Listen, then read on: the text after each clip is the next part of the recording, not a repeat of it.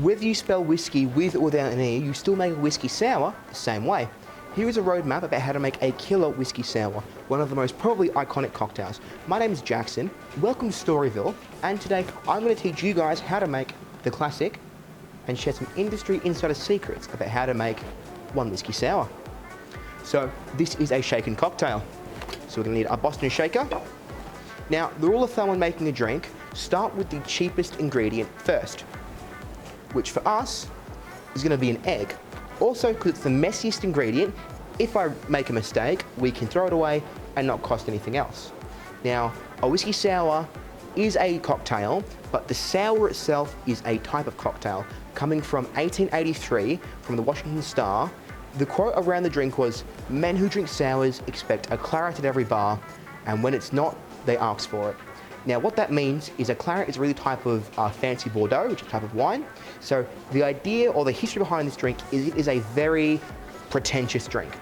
And that has been changed in modern history, as so many drinks have now changed away from the whiskey base to go for a much more fun and versatile base, such as an amaretto sour or a pisco sour, much more light, sweet drinks that go away from the history's quote-unquote pretentious history and move to something more unique. In the 1900s, a famous whiskey sour variation was invented called the New York Sour. This is a whiskey sour, but with a float of red wine. But enough chit-chat about the history, let's get into actually making a drink. 1 egg, crack, break it apart,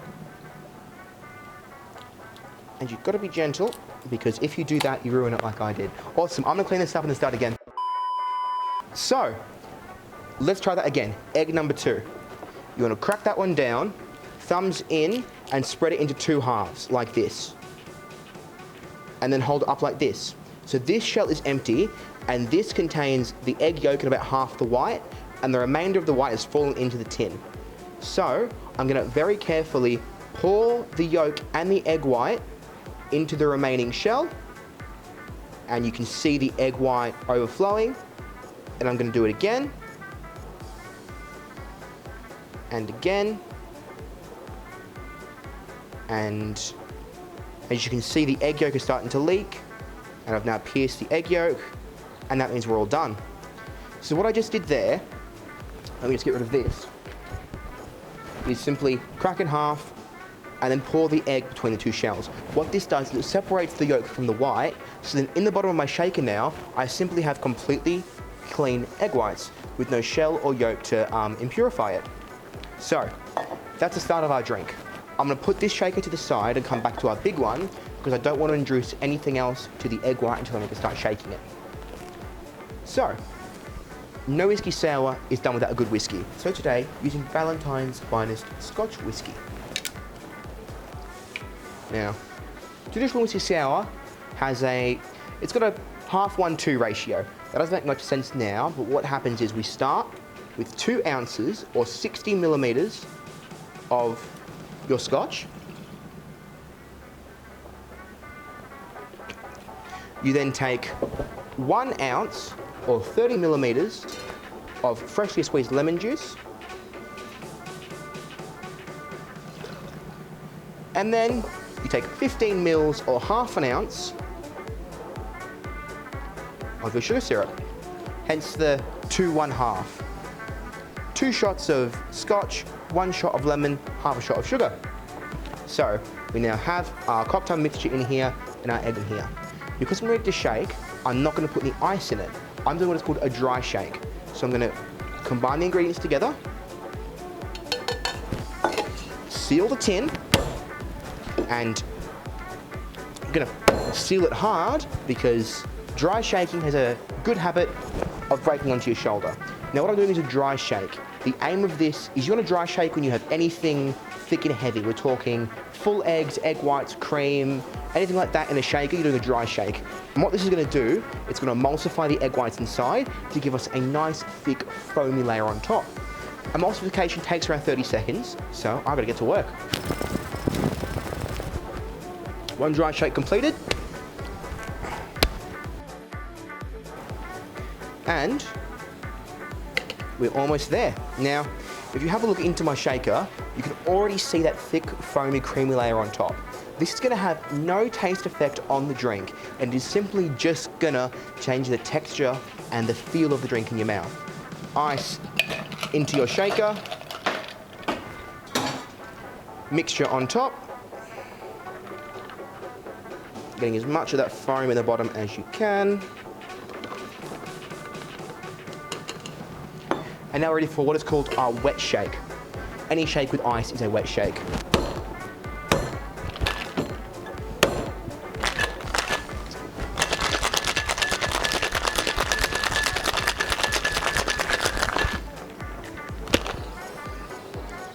Now what you'll notice is that on the top tin there's a bit of frost, but on the bottom tin there's not much frost there.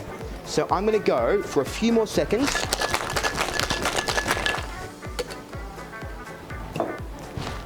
Traditional whiskey sour is served simply in a rocks glass.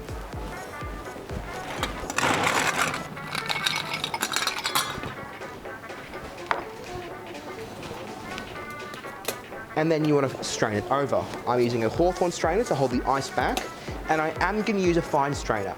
A lot of bartenders will tell you, if you're doing something with foam, such as an espresso martini or a sour, you don't want to strain the foam out, because that's going to get less foam in your drink. Whereas I think that if you're using any fresh ingredients, such as an egg, the risk of any shell being in there is much worth the fine strain, so that in the unlikely event there is something in there, you're definitely going to remove it and have a little bit less foam. But let's serve.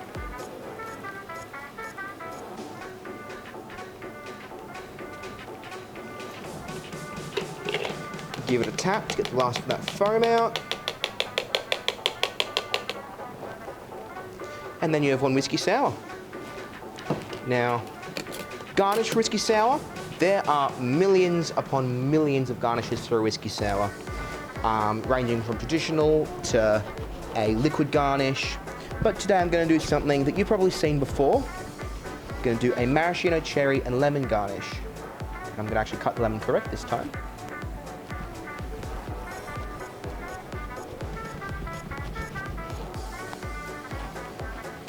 Now, we've got a split in the lemon, which is good. So now I can actually curl it around to make a little cone shape. Take my cherry, place it on the inside, and simply skewer it through the lemon, through the cherry, and out the other side. This one sits on top as such. So that's one option of garnish you can do. A little bit of lemon, a little bit of cherry. But I'm also going to do today a second garnish, which is a traditional bartender's garnish, which for us is going to be Angostura bitters. So, a little bit of bitters on a chopping board or something like that. The side of your bar blade or a spoon or any kind of flat implement through it. And then you can start drawing on top. Or you can do some dashes. Messy, that's what bartending is. So, one whiskey sour.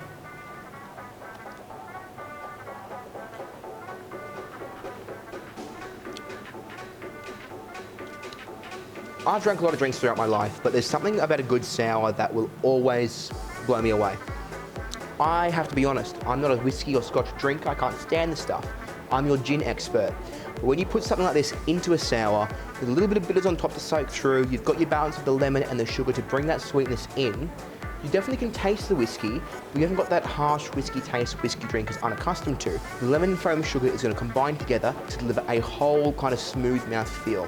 And the back palate taste you're going to get isn't going to be that kind of, at times, harsh whiskey aftertaste. You're going to have actually a little bit of sweetness and spiciness from the bitters that we garnished on top. One of the few whiskey cocktails I can say that I genuinely enjoy. But that's one whiskey sour. My name's been Jackson. This has been Storyville. Thank you very much. And I hope to see you again in my bar soon. Have a nice night.